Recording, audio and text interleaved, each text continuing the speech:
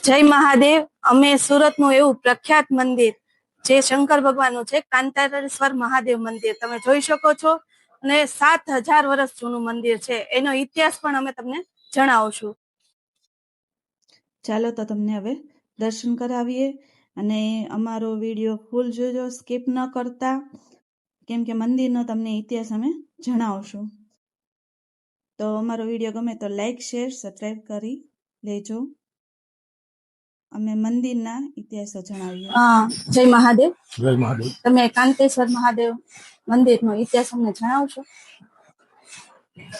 સર્વપ્રથમ તો શ્રી કાંતારેશ્વર મહાદેવથી અવિનાશગીરી મહારાજના જય મહાદેવ. શ્રી કાંતારેશ્વર મહાદેવનો ઇતિહાસ ખૂબ અનેરો અને ખૂબ પુરાણ ઇતિહાસ છે. એવું કહેવામાં આવે છે કે ભગવાનના જે 24 અવતાર પૈકી કપિલ મુનિ ભગવાનનો અવતાર. આમ જોવા જઈએ તો કપિલ મુનિનો જન્મ ગુજરાત સિદ્ધપુરમાં બિંદુ સરોવર પર. ત્યારબાદ એ ત્યાંથી આ સ્થાનમાં, જ્યાં હાલ આપણે અત્યારે જે મંદિર જોઈ રહ્યા છે, એ સ્થાન પર એમણે પોતાનો આશ્રમ બનાવ્યો અને એ કપિલાશ્રમ તરીકે સુવિખ્યાત થયો. તાપી પુરાણ આધારિત એવું જાણવા મળે છે કે આ સ્થાનમાં, જ્યાં આશ્રમ હતો, એ સ્થાનમાં તાપી મૈયા આ સ્થાનેથી વહેતા હતા અને તાપીના કિનારા પર ભગવાન કપિલ મુનિનો આશ્રમ હતો. એ કપિલાશ્રમ તરીકે ઓળખાયો. કપિલ મુનિએ આ સ્થાનમાં સૂર્યનારાયણ ભગવાનની આરાધના કરી અને ભાદરવા વદ છઠને દિવસે સાક્ષાત સૂર્યનારાયણ ભગવાન આ ભૂમિ પર અવતરિત થયા અને મુનિવરને પૂછ્યું કે તમે આખું અઘોર તપસ્યા કરી, તમારો શું મર્મ છે? ત્યારે કપિલ મુનિએ કહ્યું, મર્મ તો કોઈ નથી, અમે સંતો મંતો, પણ તમારી આ તપસ્યાથી હું ખુશ થયો છું, તમને વરદાન રૂપે કંઈક માગો.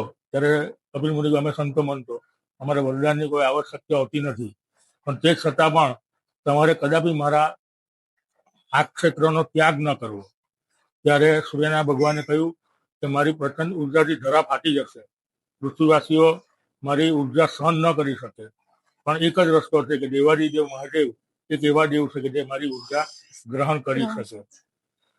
જે કપિલ મુનિએ મહાદેવજીને આહ્વાન કરીને આ સ્થાનમાં બોલાવ્યા અને સૂર્યએ પોતાની ઉર્જા શિવને અર્પણ કરી, એટલે સૂર્ય રૂપમ મહેશમ તરીકે ઓળખાયા. ત્યારબાદ જળ સ્થળનો નિયમ લાગતા તાપી માતા પણ અહીંયાથી દૂર થયા, કપિલાશ્રમ પણ નામશેષ થઈ ગયો અને આ સ્થાન પર આખું જંગલ થઈ ગયું, વન થઈ ગયું આખું જંગલ. એટલે તે વખતે એમ કહેવાય છે કે સુરત શહેરનું પણ અસ્તિત્વ નહોતું, પણ રાંદેર, સૂર્ય પત્નીનું નામ રાંડલ હતું, એના પરથી આ ગામનું નામ રાંદેર પડેલું. એ રાંદેર એક બંદર તરીકે ઓળખાતું. આ બધા મોટા મોટા સોદાગરો આવતા ધંધો કરવા માટે અને ત્યાંના કોઈ ધનાઢ્યની ગાયોનું રણ સ્થાપિત કરીને આ સ્થાનમાં બેટ બની ગયેલો. એ સ્થાન પર આવીને ગાયોનું ધણ ચરે છે, બધી ગાયો બેટ પર ચરે છે, પણ એમાંની એક ગાય જ્યાં આ બીના બનેલી એ જગ્યા પર દૂધની ધારા આપને પ્રગટ થઈ જતી હતી. જ્યારે દૂધ દોવાનો સમય થાય ત્યારે ગાય દૂધ આપતી નથી, એટલે શેઠને શંકા જાય છે કે કદાચ ગોવાળીઓ પી જતો હશે, વેચી કાઢતો હશે. બીજે દિવસે શેઠ જાતે પોતે ચકાસણી કરવા માટે આ સ્થાનમાં આવે છે, જોઈ છે બધી ગાયો બેટ ઉપર તરે છે, તો એમાંની જે એક ગાય આ સ્થાન પર આવે છે અને દૂધની ધારા મેળી પડતા જોઈને એકદમ શેઠ નવાઈ પામે છે કે આ શું, બધી ગાયો બેટ પર ચડે, એક જ ગાય અહીંયા. તો કોઈ પણ માણસનો ઓળો પડે એટલે ગાય ભડકે છે અને ગાયના પગ શિવલિંગ પર પડવાથી 4 ભાગમાં વેચાયું છે શિવલિંગ.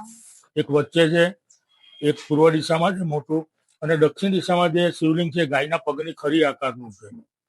આ રીતે આ પ્રસંગ આ રીતે બને છે અને રાત્રે શેઠને સપનું આપે છે મહાદેવજી કે આ રીતે હું આ સ્થાનમાં છું, આમાં ઝાડીઓ દૂર કરાવ અને આ સ્થાનમાં આ રીતે હું બિરાજમાન મારી સ્થાપના કરો. બીજે દિવસે શેઠ ઝાડીઓ દૂર કરાવી. કાંતાર, જે સૌરાષ્ટ્રમાં ખોર જેવી નહીં, કંટાર કે એને કે કાંતાર એટલે વન, અને કાંતારની ઝાડીમાંથી ભગવાન પ્રગટ થયા એટલે મહાદેવજીનું નામ કાંતારેશ્વર પડ્યું અને કાંતારેશ્વરના નામ પરથી ગામનું નામ કતાર ગામ પડ્યું. 1968માં નવું મંદિર છે. આ મંદિરનો જીર્ણોદ્ધાર કેવલ્ય મન સ્વામી નૃસિંહગીરી મહારાજે આ મંદિરનો જીર્ણોદ્ધાર કર્યો છે. ગેટની બહાર ગયા વગર અહીંયા એ સ્થાન પર જ્યાં બેસતા હતા એ સ્થાન પર ફોટોગ્રાફ છે એમનો ગાદી પર, એ સ્થાન પર એમણે ધૂણી ટકાવીને કાંતારેશ્વર મહાદેવનું આવું ભવ્ય શિવાલય ભક્તજનોને અર્પણ કર્યું છે. ત્યારબાદ બહાર રામકુંડ છે.